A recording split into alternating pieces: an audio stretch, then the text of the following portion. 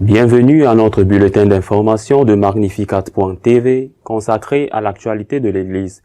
Nous sommes le mercredi 13 avril 2022. Voici les titres.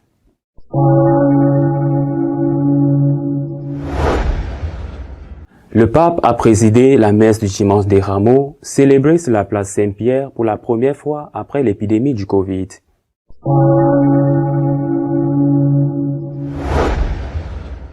Un archevêque allemand a demandé la convocation d'un concile pour décider de l'ordination sacerdotale des femmes.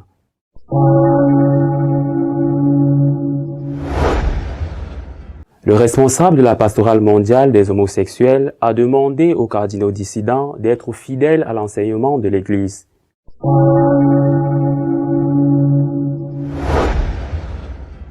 Le nombre de luthériens allemands qui ont quitté leur Église est presque d'un demi-million. Compte tenu des baptêmes, il diminue de 280 000 personnes en un an.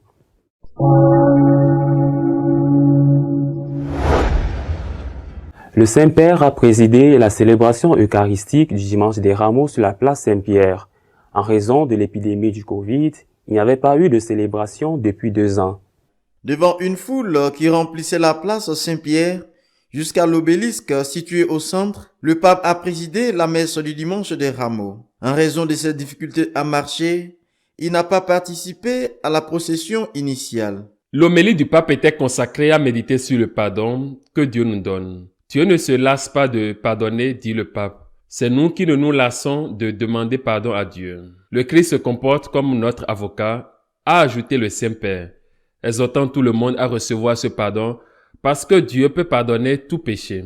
Il eut ensuite des mots pour se souvenir des victimes de la guerre, sans mentionner expressément l'Ukraine, des vieillards abandonnés et des soldats envoyés pour tuer.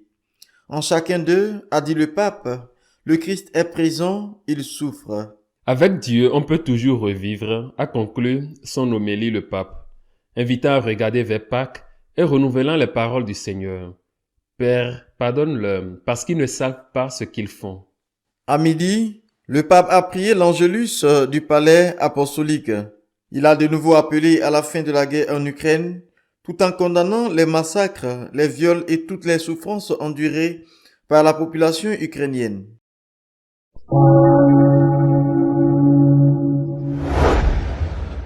L'archevêque de Bamberg, en Allemagne, a demandé la convocation d'un concile pour étudier l'ordination sacerdotale des femmes. L'archevêque de Bamberg, en Allemagne, Ludwig Schick, a proposé la tenue d'un concile œcuménique pour aborder la question de l'ordination sacerdotale des femmes. C'est une question pour l'Église universelle, a déclaré Schick dans une interview télévisée. Le prélat allemand a indiqué que cette question devrait également être discutée avec les églises sœurs, comme l'Église orthodoxe. Il faut se rencontrer et en discuter ensemble. Cela ne peut se faire tout seul. Il est lui-même partisan de ces débats. Il faut les aborder.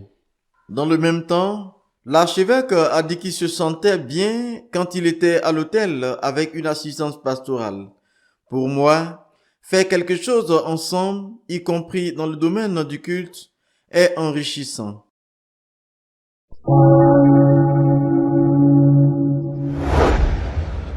Le responsable de Courage, la pastorale catholique pour les homosexuels, a demandé à 2 cardinaux dissidents d'être fidèles à l'enseignement de l'Église.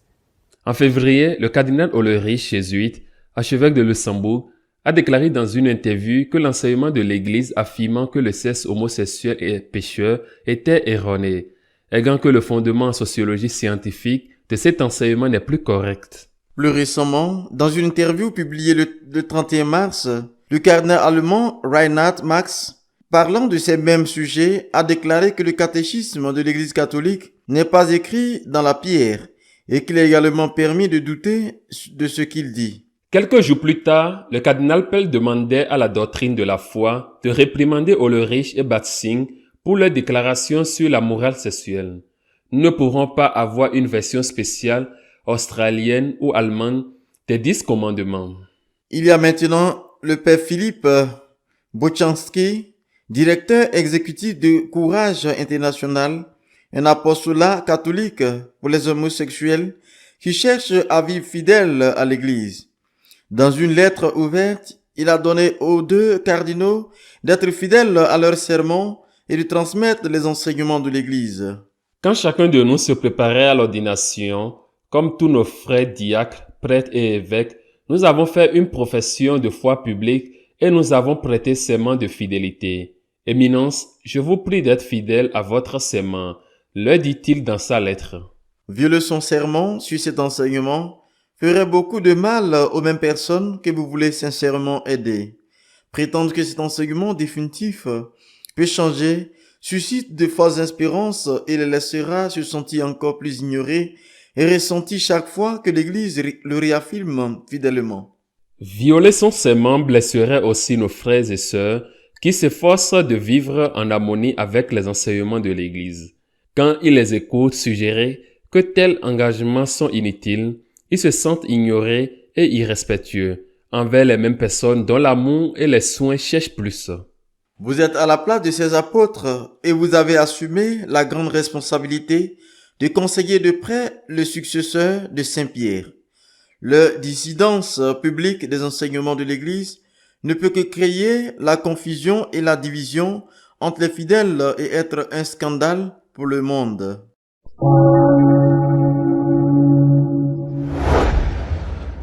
Les luthériens allemands ont subi un recul très important entre mort et apostasie. Plus d'un demi-million de personnes ont quitté l'Église en 2021. L'Église luthérienne allemande est tombée en dessous de 20 millions de fidèles pour la première fois de son histoire. Selon les chiffres officiels, 19,7 millions de personnes appartenaient à l'une des 20 églises membres de la Fédération luthérienne à la fin de 2021, soit 23,7% de la population. Cela représente une baisse d'un demi-million de personnes par rapport à l'année précédente qui comptait 20,2 millions de membres. Un autre demi-million de fidèles avait déjà été perdu cette année-là, avec 20,7 millions de luthériens allemands en 2019. La perte de 5000 paroissiens par an est due en partie aux morts du Covid, mais surtout au grand nombre d'apostasies.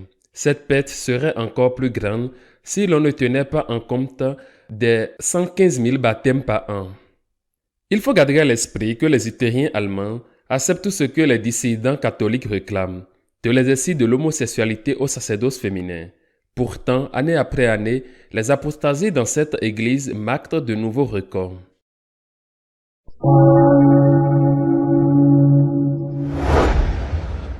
Notre éditorial de cette semaine est consacré à commenter l'accusation selon laquelle les opposants au pape s'opposent au Concile Vatican II. Il y a quelques semaines, le 25 et 26 mars, une réunion a eu lieu à l'université Loyola de Chicago. Une rencontre entre évêques et théologiens pour discuter du thème de l'opposition au Concile Vatican II. Entre autres, les cardinaux Cupich et Tobin des États-Unis, le cardinal Madariaga du Honduras et quelques archevêques, par exemple l'archevêque de San Juan de Porto Rico, ont participé à la réunion. Lors de cette réunion, il a été dit que le but de la réunion était de dire que quiconque s'oppose au pape François s'oppose au Concile Vatican II. L'opposition au pape, qui visait directement ceux qui veulent la messe traditionnelle, est une opposition au Concile Vatican II. Eh bien, c'est ce qui a été dit. Mais dans l'air, il y a d'autres accusations non seulement contre les traditionalistes, mais en général contre ce qui a été appelé l'opposition au pape. Donc, ce ne serait pas que ceux qui s'opposent au concile s'opposent au pape, mais au contraire, ceux qui s'opposent au pape s'opposent au concile. Qui est-ce qui fait partie de l'opposition au pape? C'est une question nécessaire. Si celui qui s'oppose au pape est contre le concile, qui est l'opposition au pape? Examinons quelques questions définitives, importantes, qui sont au centre du débat. Par exemple, la question de l'acceptation des pratiques homosexuelles. La Congrégation pour la doctrine de la foi, avec la permission explicite du pape, a publié un document visant que les unions homosexuelles ne devraient pas être bénies. La Congrégation pour le clergé, avec la permission explicite du pape, a publié un document disant que les homosexuels qui avaient une pratique homosexuelle répétée ou habituelle ne devraient pas être admis à la prêtrise. Au moins, ils auraient dû arrêter cela des années avant de devenir prêtres. Eh bien, les deux ont été explicitement approuvés par le pape.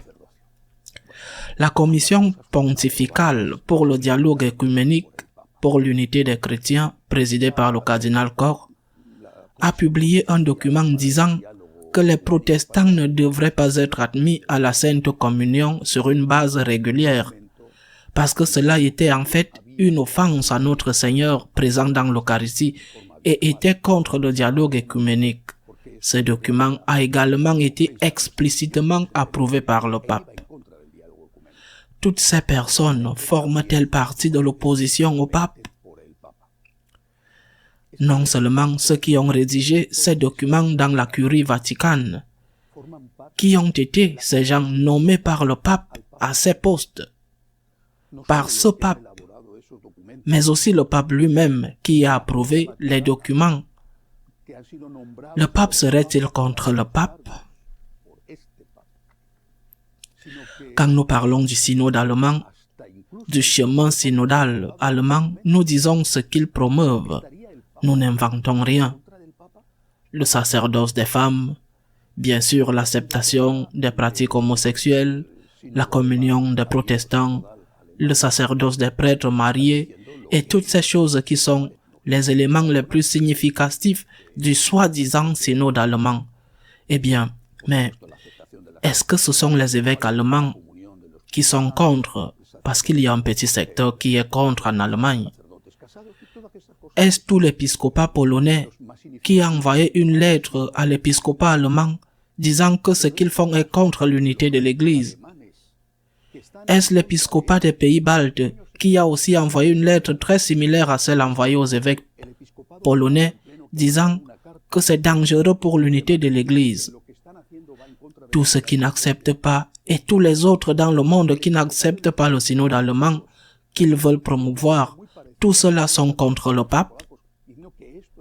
De plus, le pape a dit à plusieurs reprises qu'il était contre le sacerdoce féminin et il a dit à plusieurs reprises qu'il était contre l'idéologie du genre que promeut le synode allemand. Donc, si le chemin synodal allemand fait partie de ce que le pape est censé vouloir, sommes-nous devant un fait qui indique que le pape est contre le pape? Tout cela est tout simplement absurde. Mais il y a plus, il y a beaucoup plus. Quand on dit que l'on est contre le Vatican II, qu'est-ce qu'on veut dire avec cela? Parce que déjà, après le concile, est né un concept appelé esprit du concile. Un concept non écrit parce que c'était un esprit du concile. Cet esprit du concile disait que ce qui était écrit dans le concile devait être interprété par une herméneutique de rupture avec le précédent, la parole de Dieu et la tradition. Mais comme ce n'était pas écrit, c'était une chose ambiguë qui servait à justifier absolument tout, n'importe quel type d'abus dans la liturgie, n'importe quel type d'abus dans le dogme et même dans la morale. Au nom de l'esprit du concile, dont personne ne savait qui il était parce qu'il n'était pas écrit et qui était ambigu, toutes sortes d'outrages ont été commis ces dernières années. Est-ce que quiconque n'est pas d'accord avec cet esprit du concile ambigu est contre le concile? Est-ce que quiconque est en faveur de l'interprétation du concile Vatican II avec une herméneutique de continuité avec la parole et la tradition est un ennemi du concile? Est-il un ennemi du pape François? Dans ce cas, Saint Jean-Paul II était un ennemi du concile et du pape François. Benoît XVI est un ennemi du concile et du pape François.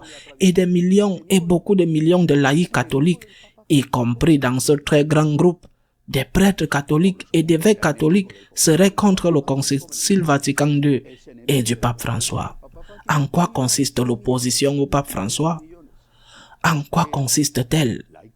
Si l'on lit ce que le pape François écrit ou ce qu'il dit et que l'on est d'accord avec cela, il s'avère qu'en acceptant ce que le pape enseigne et ce qu'il enseigne ou permet d'être écrit comme les documents cités plus haut ou ce que ses discours disent, en acceptant cela, suis-je contre ou en faveur du pape François?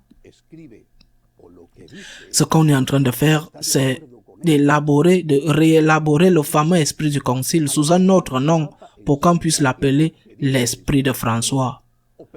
Je ne dis pas que c'est le but de cette réunion qui a eu lieu aux États-Unis, mais il peut certainement se prêter à cela. Et selon cette théorie, même le pape François, avec ses mots et ses écrits personnels, ou publiés avec sa permission, même le pape François serait contre l'esprit du pape François, de sorte que si j'accepte ce que le pape enseigne, il savait qu'être fidèle au pape peut être contraire à ce que le pape voudrait, parce que selon eux, le pape qui a critiqué avec cette lettre qu'il a écrite à l'église catholique allemande, le pape qui a critiqué les excès de ce chemin synodal, ce ne serait pas vraiment ce que le pape veut vraiment. Et selon eux, selon cette théorie de l'esprit du pape François, qui est équivalent à l'esprit du concile, qui sert à faire tout ce que le monde veut, selon eux, le pape dit non à une chose, mais en réalité il dit oui.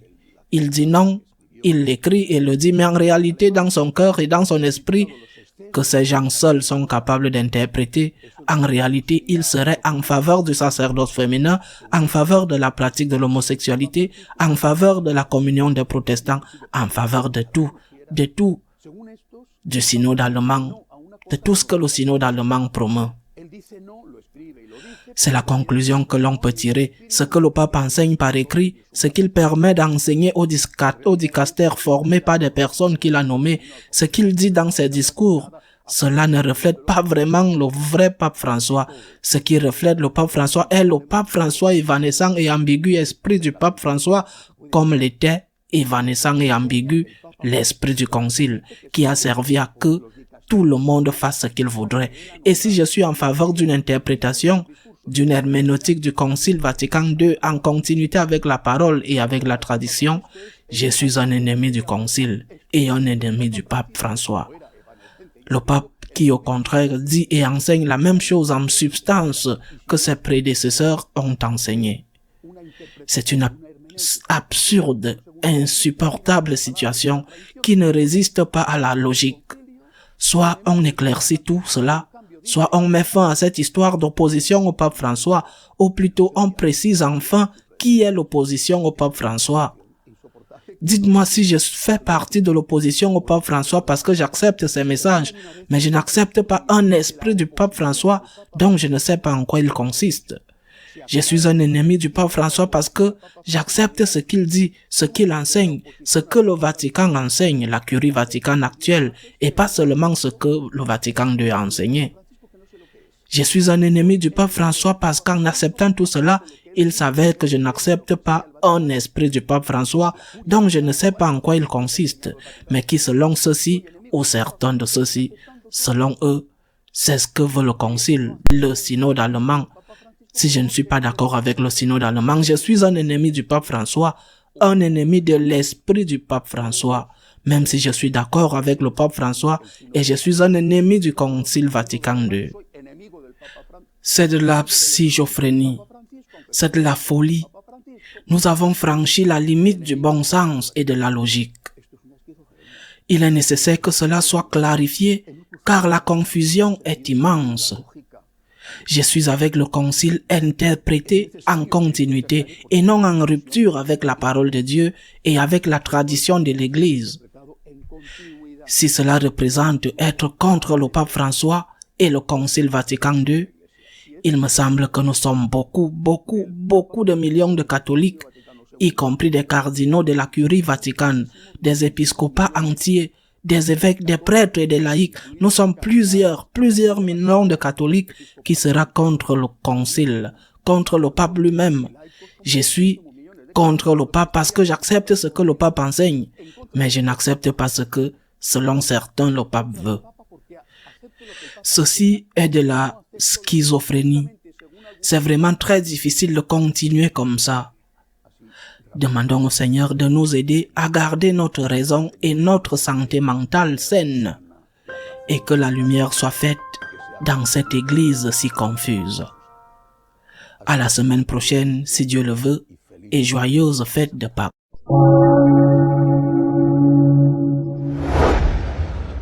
Si vous souhaitez être au courant de ce qui se passe dans l'église, vous pouvez le faire à travers notre page d'information magnificat.tv, tout en vous souhaitant une bonne célébration des fêtes pascales. À la semaine prochaine, si Dieu le veut.